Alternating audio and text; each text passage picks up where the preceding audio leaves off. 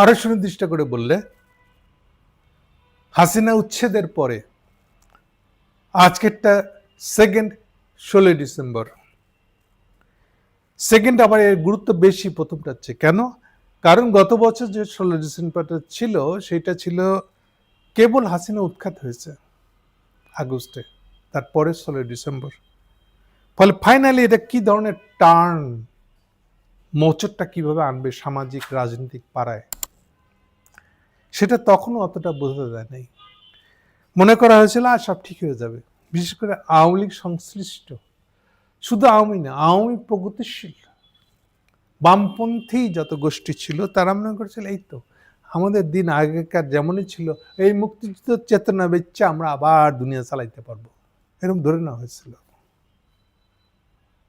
কিন্তু এবারে 16 ডিসেম্বর আস্তে আস্তে, না 16 ডিসেম্বরেই হয় না এই ব্যাপারটা, কিন্তু 16 ডিসেম্বর আস্তে আস্তে যত কিছু চেঞ্জ হয়েছে বাংলাদেশে, তাতে এরা প্রত্যেকে, এই আওয়ামী বাম গোষ্ঠী এরা সবাই টের পেয়ে গেছে দিন সেভাবে যাবে না। এত কথাগুলো বলছি এই জন্য, আজকে সমকালে একটা রিপোর্ট ছাপা হয়েছে, কমেছে বিজয় দিবসের আয়োজন। কেন কমলো, এইটা নিয়ে আজকে প্রসঙ্গে কথা বলবো। প্রথম কথা হলো যে প্রত্যেকটা এগুলো এক একটা ইডিওলজিতে, আসলে বিজয় দিবস তো বিজয় দিবস বলে কিছু নাই। বিজয় দিবস is ideology, is a political ideology, যেটা দিয়ে আপনারা দিবস কায়েম করেছিলেন, এবং আপনারা যে ওই দিবসের যোগ্য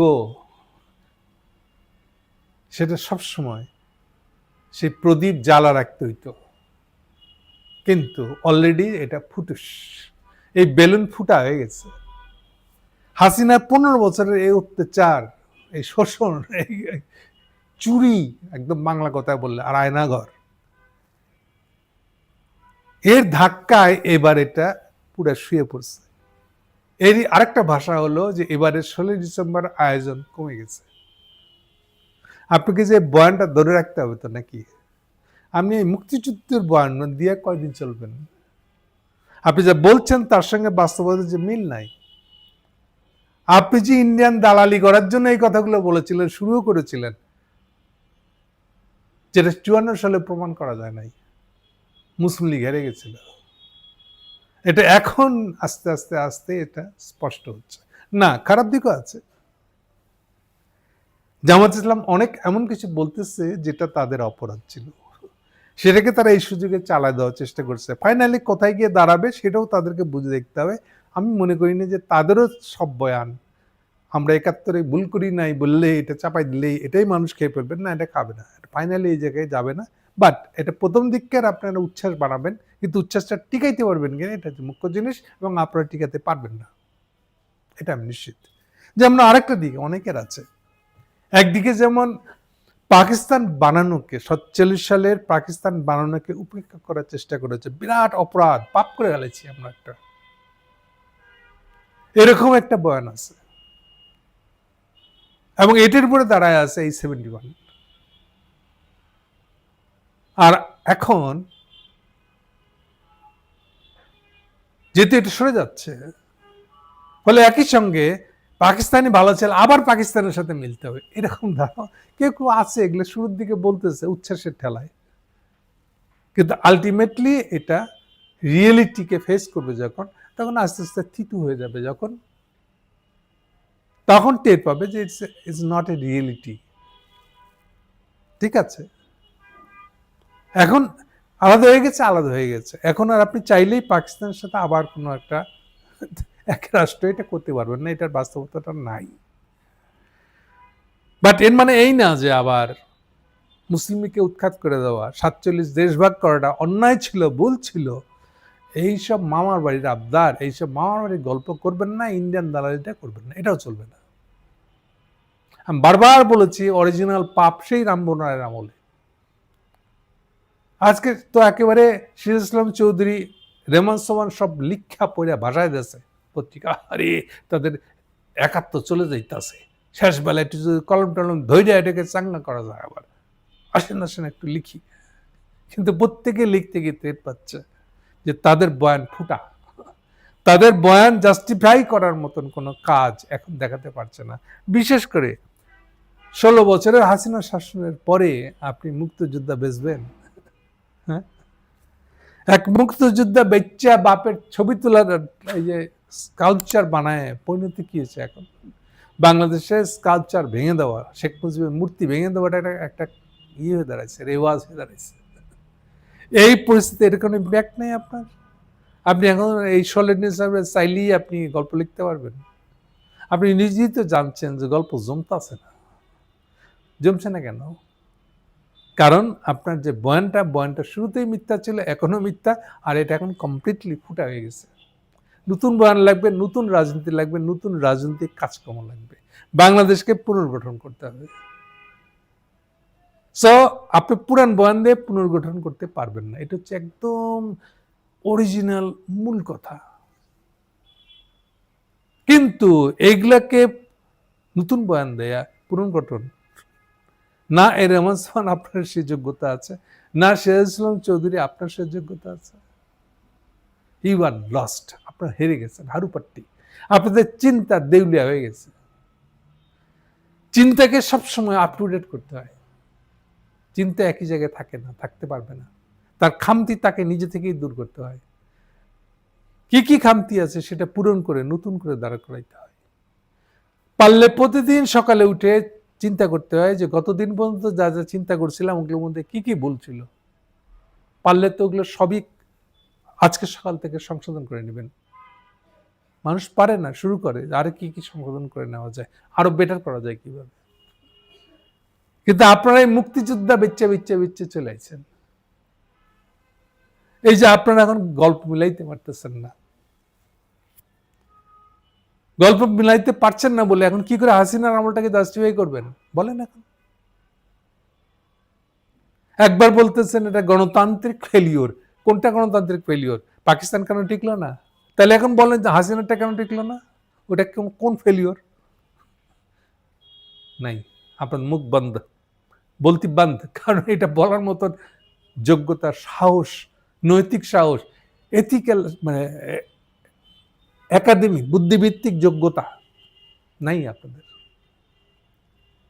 ফলে প্রথম আলো যতই করুক, আজকে 16 ডিসেম্বরের দিন এই সবগুলা ঘাটের মরারে আবার ডেকে নিয়ে যেতেছেন আপনি, আবার নতুন করে বয়ান দেওয়াচ্ছেন। দিলে হবে কি? এটা তো পুরান বয়ান। এই পুরান বয়ান দিয়ে তো নতুন পরিস্থিতিকে ব্যাখ্যা করতে পারছেন না। ব্যাখ্যা করেন যে হাসিনার পতন হলো কেন, বলেন। এটা বলা খুব সহজ। পাকিস্তানি ইসলাম ধর্মের ভিতর দিয়ে ঢুকাইতে গেছিল, খুব খারাপ তারা, এটা বলার খুব সহজ। চোখে আঙুল দিয়ে দেখিয়ে দিয়েছে আপনাদেরকে বারে বারে যে 47-এর 1 নম্বর লাভালাভের দিক ছিল জমিদারি উঠানো। জমিদারি না উঠাইলে এই পায়ের নিচে পড়ে থাকা কৃষক আজকে বাংলাদেশে যারা 90%, তারও বেশি, এই প্রজা কৃষক চাষা বলে ফেলে রাখছিল, যাদেরকে হিন্দুদের সর্বনিম্ন জাতটার নিচে ফেলা রাখছিল, যাকে এই জাতের উত্থান ঘটতো না কখনো, মুক্তি ঘটতো না কখনো যদি না জমিদারি উঠানো যেত। আপনি এই ফ্যাক্টসটাকে, বাংলাদেশের জন্মভিত্তির গোড়ার এই ফ্যাক্টসটাকে আপনারা ধামাচাপা দিয়ে রাখছেন। দেখেছেন ধর্ম কত খারাপ জিনিস। ধর্ম খারাপ দিয়ে কি করবেন আপনি? ধর্ম খারাপ নয় বুঝলাম, খাবেন তো, খেতে তো হবে নাকি? এই কৃষককে আপনি যদি, এই যে আমি প্রায় বলি হিন্দু ধর্মের সবচেয়ে নিচের দিকের জাত হলো চামার, চামারেরও নিচে হলো মুসলমান। এটা দিয়ে আপনারা রুল করে যাইবেন, শাসন করে যাইবেন। দেশভাগ খুব খারাপ হয়েছিল এই কথা বললে, আবার বলবেন যে আমি মুসলমান, এটা হবে? আপনি কলঙ্ক মুসলমান নামের। এই প্রগতি মার্কা যারা নিজের নাম নিয়ে নিজেরা লজ্জা পায়, তার নামটা কেন মুসলমান হলো? তার জন্ম কেন মুসলমানের ঘরে হইলো? তাদেরকে দিয়ে এই কলকাতা, তাদেরকে দিয়া এই হিন্দুত্ববাদ গল্প লেখাইবো, বাংলাদেশ শাসন করবে কয়দিন? এই যে 16 ডিসেম্বর এবার দেখছেন না, এখন দেখেন যদি আক্কেল হয় তাহলে বুঝে যাবেন কি হইতেছে, আগামীতে আরো কি হবে। যদি হুঁশ থাকে, আক্কেল থাকে, ইয়াং থাকেন, যোগ্য বয়স থাকে, মাথায় বুদ্ধি থাকে, তাহলে নয়া বয়ান তৈরি করতে রাজি হবেন, আগ্রহী হবেন। আর যদি না করেন শেষ আপনারা। এই বয়ান আবার কিছু বয়ান আবার ফিরে আসবে। এই যেমন আমার বয়ান, আমি কেন বারে বারে বলতেছি যে আমাদের ফাউন্ডেশন হলো জমিদারি উচ্ছেদ।